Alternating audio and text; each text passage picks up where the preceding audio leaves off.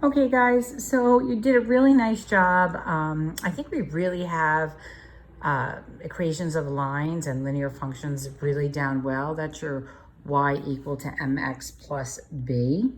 We did go into functions a little bit. So we've seen different types of functions. So you've seen some that are curved like this, which you'll really get to play with next year. You'll see some like this, which is like absolute value. This is similar to cubic. You've seen some that look like this.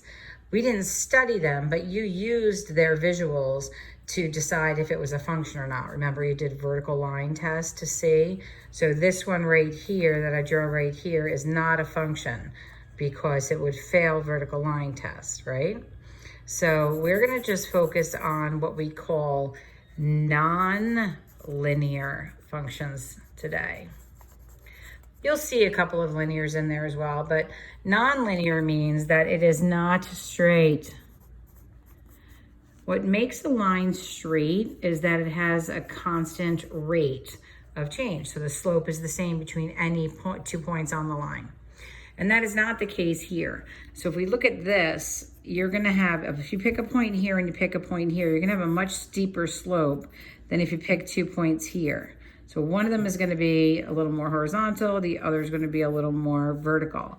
So that is why it's not straight. If you look at a line, actually, and you pick any 2 points, you're gonna have to go up and over the same amount. And even if you pick two that are far away from each other, they'll simplify down to the same value.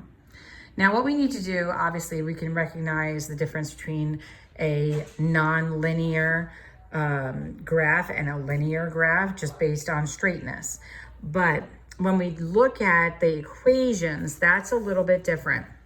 So when you look at the equations of a linear, what you're looking for is, can you write it in that y equals mx plus b form, okay? What you should note, if it's linear, the x is going to be in the first degree.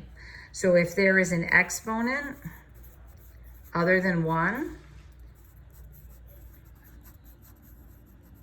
it's not linear. So these would be the reasons why it is not linear, okay? We cannot have our exponent in the denominator because you remember when we did x to the negative first, that was 1 over x. So we can't have x in our denominator. That's a different type of function. That's an exponential function. So we want to make sure we don't have any x value in the denominator. So it is not linear if there is an x, if there is a variable x in the denominator. Okay. All right, and then if you have any other exponent, I think you'll pretty much see the rest of them as you get a little stronger. So we're gonna just come on over here, and the first thing we're gonna do is go into your IXL. Like, this is actually going to be pretty simple. You just have to figure out if they are linear or non-linear. So clearly not straight. Now I'm going to move through this fairly quickly because I know you guys are going to kill this. So right here, not straight. So is it linear? No, it's non-linear, right? This guy is straight, so he's linear. This guy is not straight, so he is non-linear. And as we move through this, you're going to start to see like some that aren't connected. So like this is continuous because every single point is connected, and that's straight, so that's linear, right? But see, now you're getting just specific points. So these points in here are not part of the function. The only parts of the function are the specific dots. Now, is the slope from here to here the same as the slope from here to here? The answer would be no.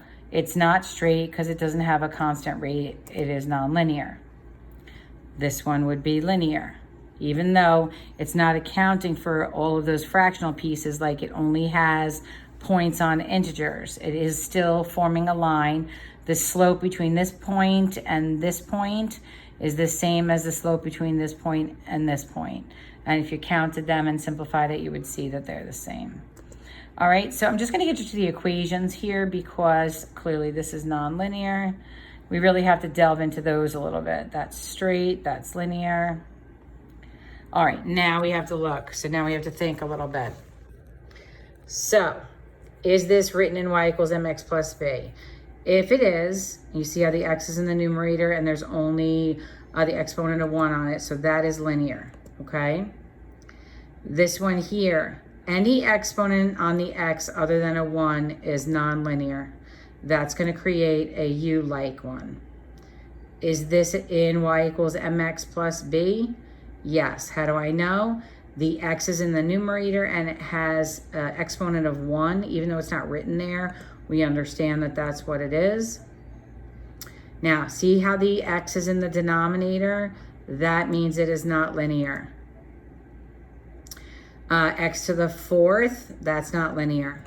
You need x to be to the 1st, and you usually don't write it. So like here, this is y equals mx plus b, but this is direct variation because it's running through the origin. But you see how there's no exponent on the x and it's not in a denominator. So that would be linear, okay? And then a square root clearly is not linear, okay? Then as an exponent, not linear.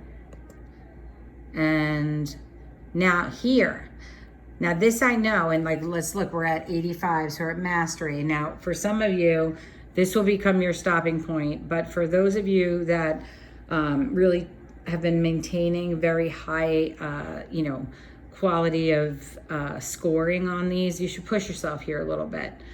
This is the same thing as negative x over 9 plus 2/9. This really is linear, and you can manipulate that equation to put it in y equals mx plus b form. This is, the slope is 1/10 and the y-intercept is 1/8. So the x in the numerator is fine. You just can't have it in a denominator. Now this guy is a constant. So it's just like y equal to 4. This guy is going to be running horizontally through this point. This is linear. That's a constant function. All right, and then you can get a little further on here. Push yourself if you choose to here. The rest of you can kind of stop there. I think you get the picture. The next thing I want you to do is we're going to do this. We're going to go, I think it's really important that we understand how to select the output and the input from a graph. So this is a linear function. Now, the question is, they're telling you, plot the point on the function with an x value of 4. So you're going to go to an x value of 4. Go find the function, and then place that y value there. So if I look over, it's at 5. So I'm going to put the 5 in here, okay? And I think it starts off linear for a little bit, and then it will change. So they're basically saying if you have an x value of 2 here, look at the function. Do you see how it would be 7? So I'm going to go this guy here. So 2 up to here, and then this would be a 7, okay? And this is the 0, so we're gonna go here and call it a 1. Now it should start picking up and going, here we go, nonlinear. Love it, so fun. Okay, so you're gonna go to the 9, plot the point. What is the y value there? It's 0. Okay, back to straight. I'm bored with lines, I want something better. All right, so here's the 8. You go up to the function, plot the point, and you see that the output would be a 5, okay? All right, now here's a curvy one, so this is nonlinear. They want you to find it when it's 7, so you go to the 7, go find the point, and then look at the 6, okay? So when the input is 7 and you perform the function, the output will be a 6, okay? This guy is a 3, so let's look. And when you get to high school next year, you get to learn about like the maximum of the function, which is kind of cool. So this is the highest point. That's why they call it the maximum. We're just going to plop our point there and look over, and that point has an output of 7. right? So this is what it kind of starts to look like. And then I'm going to show you, you know, how it changes up a little bit. Now this is at the 5. So if your input is 5, the output is 0 in this case. Now, they may push us into the equations. I'm not certain. I think it's going to be just the graphs on this. But here's the 2. Go up to the function, plot the point, and then the output is a 7. All right? And I really do think that you guys can do this.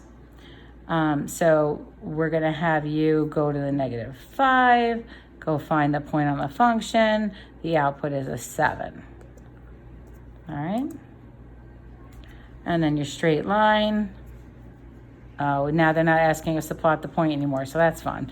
So this would be 1, right? At 1, its output is 1. Now we can pick up pace a little bit. At the 0, the output is -2. So at the 0, the output is -2. Okay? And then at -2, you have the output is 4. And you just kind of keep moving along like this. So I think that you guys will be able to do this. Pushes you into the negatives. The thing with today's assignments are I want hundreds on both. So I want you to work on them. This one's kind of cool. It's all broken up into little pieces. There's a piecewise function. So you go to -10 and you check it out up here. And that one's going to be at 8. I mean, how else can you spend a day? This is so fun. All right, so you would finish this one. I think you can see how quickly, I mean, like in 4 minutes, we're kind of at 83 already. So you have 2 of these to do. And then there's going to be a couple questions on delta. It should not take you more than 40 minutes.